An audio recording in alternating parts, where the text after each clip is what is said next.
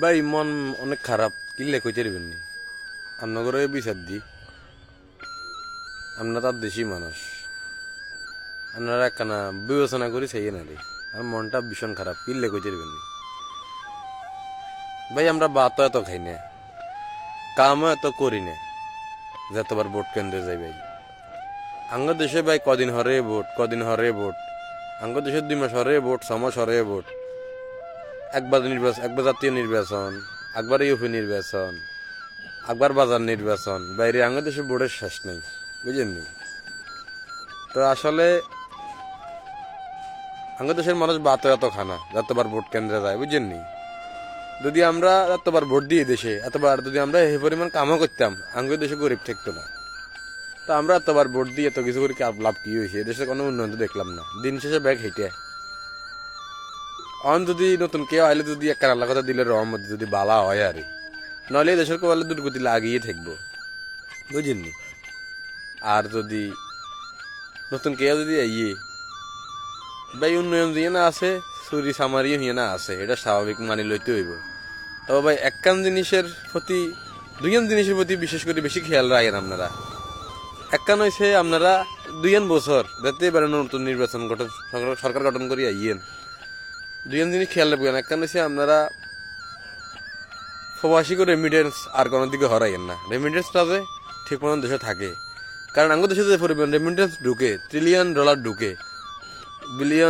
Trillion dollar ঢুকে মানে অসম্ভাব্য মানে অকল্পনীয়ভাবে রেমিটেন্স ঢুকে এই রেমিটেন্সটা আপনারা আর হরাইয়েন না শুধু যদি বাংলায় প্রবাসী করে রেমিটেন্সটা ঠিক মতন ধরে রাখতে পারেন যদি এটার উপরে কোনো বাটফারি ন করেন এটার লই কোনো চুরি চামারি ন করেন তাহলে আঙ্গ দেশ ইউরোপের বাপ হয়ে যাব 2 বছরে বুঝেননি আর একটা ব্যাপার হচ্ছে কিয়া এই যে তারা রেমিটেন্স আনবো তা করে রেমিটেন্স ইনকাম করবে সুযোগটা দিয়ে আপনারা বুঝেননি দেশে ভালো আইন বিদেশ যাবেলা চাই বিশেষ করে ইদানিং মনে করেন আপনার সেরেমনি যে পরিস্থিতি শুরু হয়েছে আপনারা যদি কোনো আপনারা যদি বাইরে যেতে চায় মনে করেন অনেক ফলাফেন স্বপ্ন হয় ইউরোপ যাইব মিডল ইস্টার্ন হলাইন দিতে চায় না আচ্ছা যাতে যেটা খুশি যাতে যেটা অভিরুচি যাতে দেশে যাইতে চায় আপনারা দয়া করে বাংলাদেশে যে আনবাসী আছে দূতাবাস আছে বিদেশে অবস্থানরত দূতাবাস আনবাসী আছে হাতা করে দয়া করে কইয়েন যে এগুলো যে বন্ধ করে দিয়ে টিয়ানি মারি খাইয়ালন হোলাইন্ডে এক কাম করে এক কাম দন হোলাইন্ডে নি রাস্তা চাই দন বাইরে এখান করি তো দেশের ক্ষতি আরো বেশি হয়ে যায় আপনারা অন্তত চেষ্টা করবেন নতুন সরকার আইলে যে অ্যাভেলেবেল দেশের বিষয় হলো হয়ে যায় এবং হোলাইন্ডে ঠিকঠাক মতন যে নেই এবং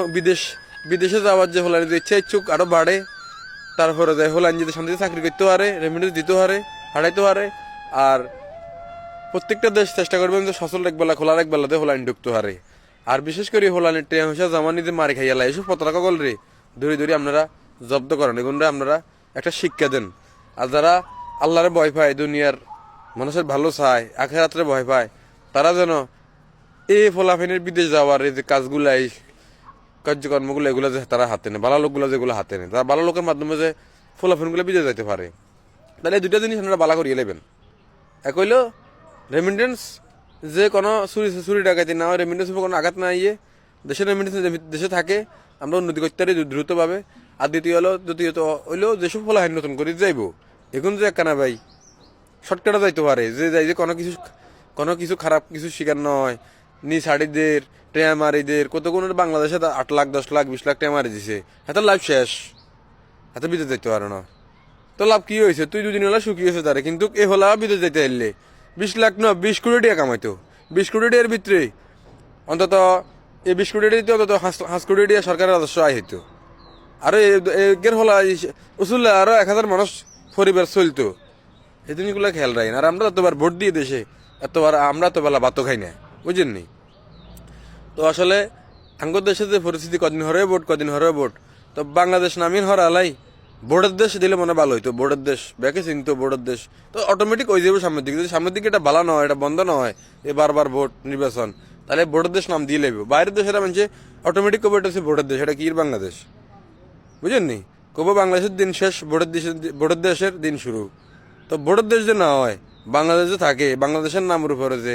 বাংলাদেশের সম্মানটাতে থাকে বাংলাদেশের মানুষের সম্মানটাতে থাকে আর আমরা যারা বিদেশে গেছি বা যামু আমরা ভালোই যামু আমরা ভালো হয়ে আমরা সবাইকে আহ্বান করি যে আমরা ভালো হয়ে যাই, আমরা বিদেশে যে অকৃতিকর কোনো ঘটনা না ঘটাই, আমরা অকার্যকলাপ কিছু না করি, অযুক্ত কিছু না করি, যে বাঙালির ভাবমূর্তি যে সারা বিশ্বে ভালো থাকে। তো এগুলো আসলে আমরা কইলেও আমরা ভালো রাখতাম না। তো এগুলা ভালো রাখার দায়িত্ব তো সরকারের। নতুন সরকার যারা আসবেন স্বাগতম, ওয়েলকাম। আপনারা অন্তত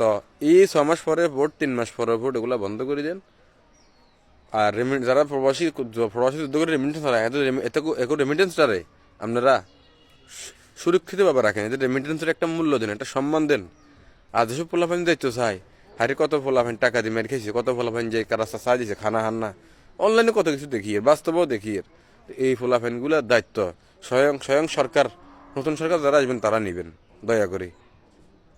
এইটাই আমার কথা, এটাই আমার বক্তব্য, বুঝেননি?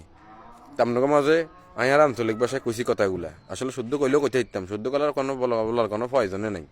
বুঝেননি? সামনের দিকে আর সরকার যদি ভালো হয় খারাপ হয়, আর সরকার লই ভোটলে কোনো আর আমরা আশা করি আর কোনো রাজনীতি এবং কি কোনো